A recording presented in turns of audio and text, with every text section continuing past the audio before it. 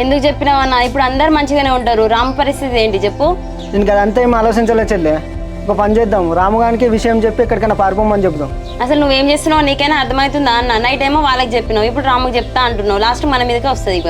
నేను ఆ టైంలో రాముగారి గురించి ఆలోచించలే చెల్లె, మన రాణి గురించి ఆలోచించిన.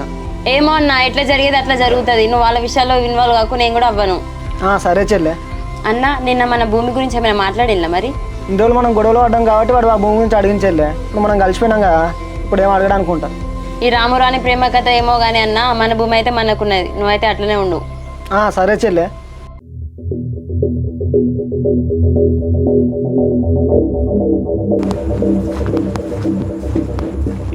బా ఏంది బా అది తోటలో వండుకున్నావు లే?